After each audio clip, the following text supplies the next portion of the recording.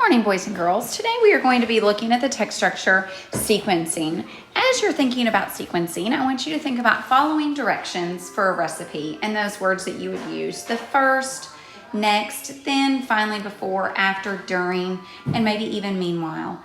As you're thinking about sequencing, it can be a great tool to tell about a person's life, from the beginning of their life to the end of life and all of their accomplishments they've made.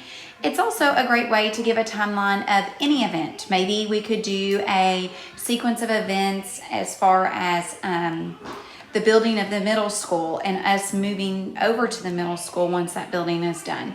So I want you to follow along. I'm going to be highlighting some of the key words that we see here that let us know that this is a sequence of events. Okay, Frederick Douglass was one of the most famous African-American abolitionists. That means he worked to abolish slavery. He was the leading African-American speaker of the 1800s. He also met with President Abraham Lincoln in the White House during the Civil War. Douglass was a former slave from Maryland. His freedom was not easily obtained.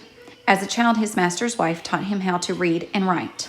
After that, he wanted to be free. He escaped to New Bedford, Massachusetts. The first time he spoke was at a Massachusetts anti-slavery society. Douglass simply told the audience what freedom meant to him. Everyone was very impressed by his speech, so the society sent him on the road to lecture about life as a slave. Douglass published his autobiography in 1845. After that, he fled to England. He wanted to avoid being recognized as a runaway slave in the United States. Runaway slaves could be arrested. While in England, Douglass continued to speak against slavery. Through the help of his friends, he was able to buy his freedom.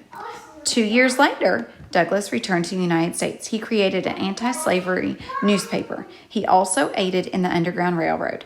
Eventually, he became an unofficial advisor to Abraham Lincoln during the Civil War.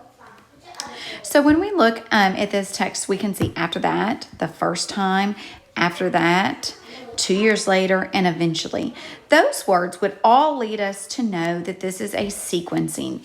We are kind of giving the major things that happen in Frederick Douglass's life. Next, what I want you to be thinking about is as we're answering question 2, I'm going to get you started on question 2, and then you're going to answer it down below in the multiple choice questions. It says, based on the sequence of events described in the third paragraph. So this is 1, 2, 3. So this paragraph right here next to number 3.